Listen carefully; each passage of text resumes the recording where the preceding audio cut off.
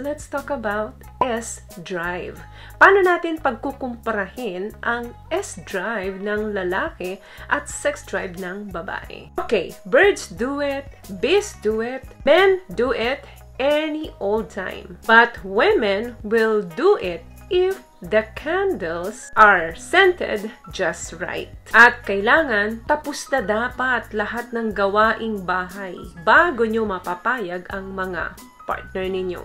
Yes, stereotype, sure, pero totoo po to. Mas mataas nga ba ang sex drive ng mga lalaki kesa sa babae? Yes, they do. Study after study na ipakita dito, straightforward pa ng dihamak ang mga lalaki kesa sa babae pagdating dito. Walang paligoy-ligoy yan. Pag gusto nila, sisigi sila, bibire sila. Pero sa mga babae, it's common wisdom na kailangan i-value mo muna ang emotional connection between them. Kailangan may spark of sexual desire. Laki ang influence nito sa social and cultural aspect. Ang desire ng mga babae ay extremely sensitive sa environment and context. Gusto nila planado ang lahat. Number 1 dyan, ang mga lalaki, it's more on quantity, not quality. While ang mga babae naman ay opposite. Bali ng once a week lang yan, or twice a week lang yan. Basta quality sex,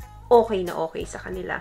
While ang mga lalaki is different. Bali ng araw-araw sa kanila, they don't care about the quality. Kung saan man yan, kung kailan man yan, anytime, pwede sila. The more, the better. Number 2, men think more about sex. The majority of adult men, meaning di ko nila lahat, majority po, 60 years old below, ginagawa dapat ito at least once a day. While ang mga kababaihan reported and studied na 1/4 lang ang nakakasunod at may gusto dun sa level of frequency nito. Pag nagkakaedad na po ang babae at lalaki, yung fantasize, nababawasan na yan, especially sa mga babae. Pero ang mga kalalakihan po, walang nagbabago. Lalo na kapag healthy po ang pangangatawan ng isang lalaki.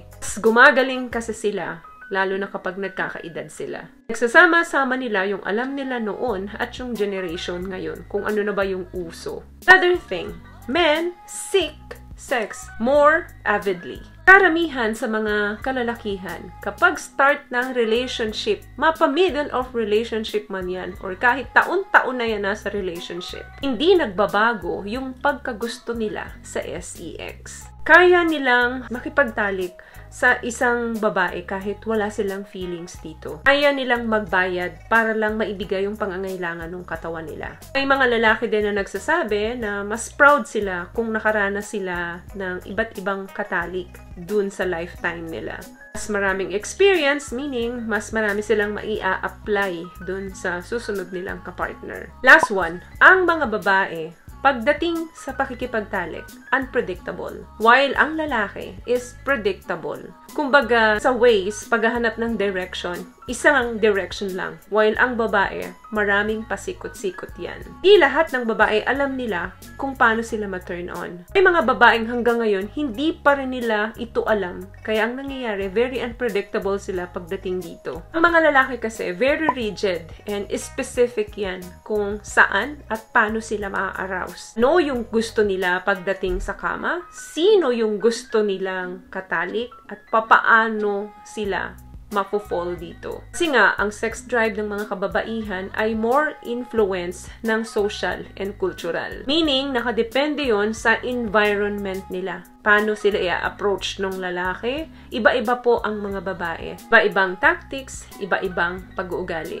Even yung paano mag-orgasm ang babae, iba-iba rin po kami. Di porket nag-orgasm siya doon sa G-spot, si A1, tapos si A2 naman, pwede din doon. Pwedeng sa ibang parte naman ng katawan niya. Siya naliligayahan. So, iba-iba po yan. May mga babaeng nakakatapos sa stimulation lang, may mga babae naman na nakakatapos lang kapag may penetration. Ang mga babae po talaga ay very inconsistent pagdating sa pag-express nila ng values about sexual activities. So, meaning, iba-iba yung ruta ng mga babae pagdating sa sexual satisfaction.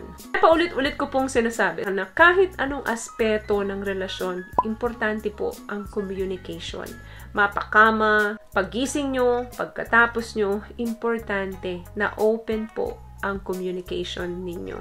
Kayong mahihiya na mag-open sa partner nyo dahil karapatan nyo yan.